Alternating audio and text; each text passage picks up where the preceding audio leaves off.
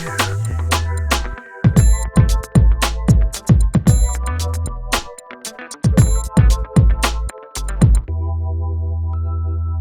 it's Sam, and I'm making this video about April 2017, and it's going to be an interesting month. We have two new retrograde cycles starting. Saturn turns retrograde, and Mercury also goes retrograde. Saturn turns retrograde on April 5th, and it turns retrograde in Sagittarius. Before that, Saturn retrograde, he's been moving forward in Sagittarius since the end of January, so he turns retrograde since around,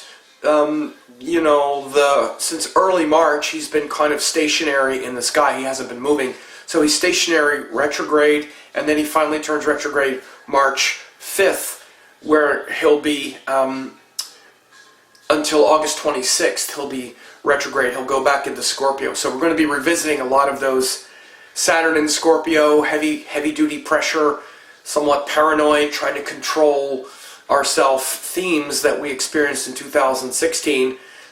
We may definitely re-experience some of the same kind of political heaviness and stuff, which I'll talk about later. But you'll notice that your plans feel kind of stuck. They feel like they're in sort of limbo.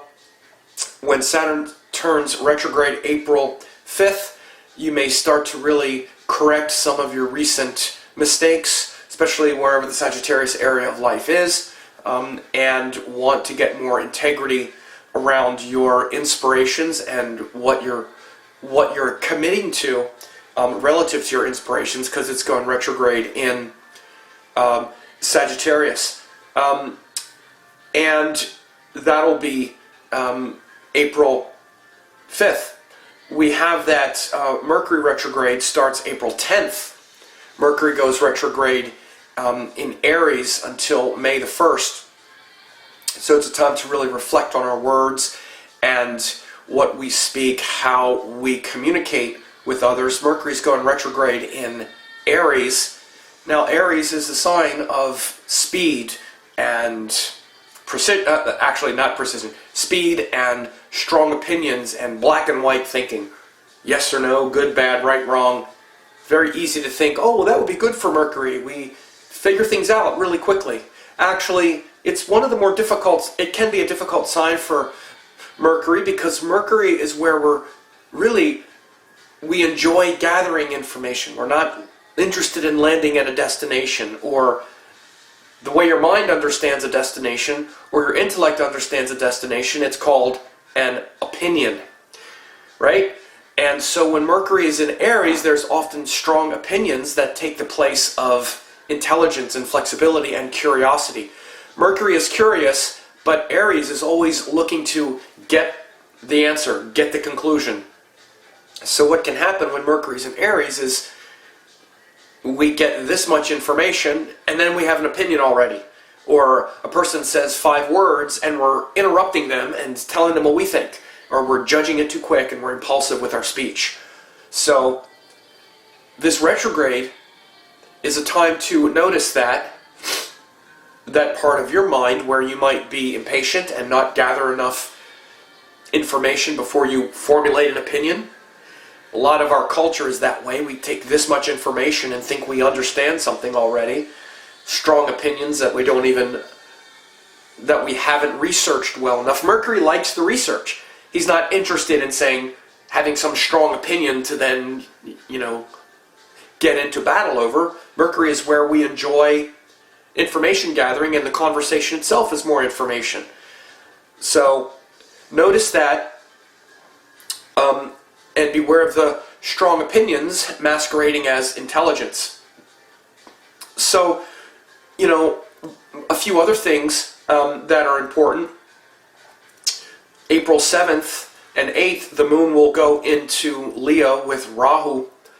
That moon-Rahu conjunction, especially in Leo, is happening now because obviously that's where Rahu is, but it's a time when we could have some, again, some kind of strong, bold, strutting our stuff, like, here I am, we've had those eclipses in Leo. So when the moon comes around and goes into Leo and is joined Rahu, it can, sort of take us out of our heart. That's what we need to be careful of. So April 7th and 8th, you want to be aware of that possibility with the moon in Leo joined Rahu. I'm going a little out of order because I wanted to talk about those retrograde cycles first. But so April 5th, Saturn turns retrograde, right? Where we're reflecting on what inspires us. And then April 7th and 8th, the moon is in Leo with Rahu. So we need to be careful, strutting around, and, we have to remember to be generous with our heart, generous with our power, and not have it be eclipsed by Rahu. Then April 10th, Mercury goes retrograde, right, in Aries, where we need to reflect. Retrograde is a time to reflect on our ideas, our words, and in this case, again, we need to be reflecting on situations where maybe we get this much information and form an opinion that winds up being wrong, or interrupting or injecting ourselves impulsively into things and not paying close enough attention to the details, right?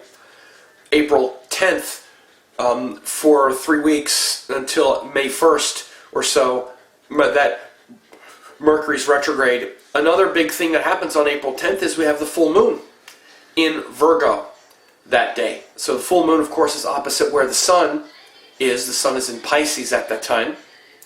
So with the sun in Pisces, we're working through that Pisces theme of surrender, higher creativity and devotion is possible with the sun there, and it's also joined Venus and Mercury. It's also joined Venus. But the full moon in Virgo is the opposite point, opposite that dreamy, metaphysical, mystical sign of Pisces is that practical, hands-on quality of Virgo. So it's like a sort of practical mysticism where we, in the highest sense, Virgo is like the magician, able to really take all of these different things and through the power of our intention, create something with it. So this balance between the watery and the earthy is quite important. And this full moon in Virgo is also joined Jupiter, who is also retrograde. There's 3 planets retrograde, the Saturn, the Mercury, and Jupiter. But this full moon is joined Jupiter in Virgo, so again, it also really connects us with that inspiration and purpose, which helps, again, to inspire us beyond just all of the nitpicky kind of rare of Virgo. Many times, moon in Virgo or planets in Virgo can be kind of fussy and kind of cranky, and just noticing all these sort of hair-splitting dissatisfaction. Join Jupiter, a little more graceful, and of course it's a full moon, and it's also opposite that exalted Venus and all like that. So practical mysticism, creative devotion, and things like that. April 10th, and of course that's like a 2-week to a month-long cycle. So it's a good time to really ground that Pisces escapism in the in the tangible details. And that full moon is in Chitra Nakshatra, which is ruled by the divine architect Vishwakarma, who is the one who created the cosmos. So it's that kind of energy of creativity and practical creativity, where we actually make something like a piece of art, or something around the home or whatever. Then April 14th, the sun moves into his exalted sign. He goes into Aries. Sun will be exalted in Aries for 30 days, starting April 14th, and that's obviously good. The reason the sun is exalted in Aries is, the sun is that light of dignity that illuminates our entire existence. At least it's supposed to. It's not the light of the ego, it's the light that's beyond just this separate self. And the more that's connected with a universal principle, and the more we remember ourselves as light and not as this form, which then creates shadow. See that shadow behind me? It's because the light is reflecting off my form onto an object. So in form, we have light and shadow, but the pure sun is pure light, and we're supposed to just act instinctively and trust it. That's why the sun is exalted in Aries. So for the next 30 days, good to trust your instincts. Starting April 14th, that sun is exalted, and it's good to trust your instincts and act powerfully. And the next day, Venus turns direct. So Venus had been retrograde starting March 3rd. So now Venus will turn direct in Pisces. So we've been reflecting and changing and reorganizing our relationships, our devotion, our sense of beauty, appreciation. Since early March, April 15th, Venus moves direct in Pisces. So now we can start to move forward with things that are beautiful and devotional and that we want to bring forth. When the planet is retrograde, we tend to be more introspective, and actually we should be. We're not so confident moving forward with it at that time. When it moves forward, we feel more confident with it. So it could be a good time to really reinvest in your relationship or the thing that got interrupted by the retrograde cycle. Maybe reach out again, or after gathering momentum and reflecting and being introspective, when it moves forward, we can move forward with it and start to value others. It's a good time to really notice how much you not only felt appreciated or didn't, but how much you appreciated others. Because many times when the thing goes retrograde, we notice where we're not appreciated, for example, so we find the appreciation in ourselves, but we don't notice how much we've disrespected others. So as Venus moves forward to April 15th, notice how much you've disrespected others as well. April 17th through the 22nd, we have this kind of distressful transit of the moon. It's either joined Saturn or hemmed between Saturn and Ketu, or joined Ketu. So we have this sort of hemming going on. April 17th through the 22nd, Moon joins Saturn in Sagittarius. Then Moon is hemmed between Saturn and Ketu. Then the Moon joins Ketu in Aquarius. So it really brings up issues that revolve around the Moon, around Saturn, around Ketu, and around Saturn's signs especially. And so this means, for these 5 days, it's a good time to get real, to become silent, peaceful, as much as you can.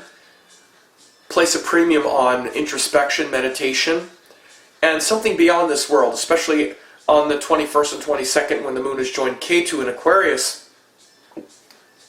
Ketu really tends to sort of erase things, and it's not easy when the moon contacts Ketu because we just feel kind of spacey at best, and at worst just really out of sorts or discontented with life, and if we don't know ourselves, we don't really know what to do. So that moon Ketu can feel, like you might be critical of yourself and depriving yourself of love and things like that. When moon is joined Saturn, and then when it's hemmed, it can just feel more like the need to be alone and in solitude. Doesn't mean you have to not be with people, but you'll find that maybe there's less expectation of happiness there, and maybe just wanting more boundaries during that time, April 17th through 22nd. Again, it's not like it's a bad thing, but it brings what it brings, which is the power of solitude, the power of simplicity and of reverence. And rather than have the nature of Saturn make you feel bad about yourself or remember all of the wounds of the past and how you were mistreated, it's a good time for forgiveness, lightness, and letting go of all of that emotional stuff at that time. Which will be easy because during that time it might be hard, but then next couple days, April 23rd and 24th, the moon goes into Pisces with exalted Venus, so woohoo, right? After that 5 days of Saturn, Ketu, then you have April 23rd, 24th, the moon is in Pisces with exalted Venus. A lot of potential for creativity, devotion. It's also aspected by Jupiter retrograde, who is in Virgo. And so, you know, the easiest thing is to really connect with something that inspires you. Higher teachings, higher wisdom, gurus. Also creativity, things that really connect you to something beyond. Typically we project onto some romantic partner or some romantic situation and life situation, which also leads to a kind of disappointment. But it's still a good couple days to enjoy all of that. Enjoy the projection while it lasts. Then the moon goes into Aries and we're angry because the projection or the person we projected onto let us down. Now we're ready to fight with them. So that's the typical kind of right? I project my fantasies on you in Pisces. Then when you don't live up to them, I'm furious with you in Aries. Excuse me, I had a little bit of a cold here. And then the final big thing of the month is April 26th, the new moon in Aries. This is why I also bring it up, because the moon is very dark as it goes through Pisces. It's dark, it's joined Venus. Then it's completely dark on the 26th. New moon in Aries, of course the moon has joined that exalted sun, so it's fiery, moving forward. This is a time, you know, to put forth a lot of enthusiasm. Sun and moon come together in Aries. Of course, the sun is exalted, and so it pushes us forward and propels us into the next cycle. New moon is in Ashwini Nakshatra, which has to do with the two horses, and those twin horses running forward. They can either be running in different directions or moving forward, and we need to be careful not to disperse our energy. With that new moon in Aries, there can be some distraction and some impulse that you want to be careful of, and of course it's very individualized. Might not be the greatest time for your romance and all that stuff, but it's good for your work and your enthusiasm and your passion.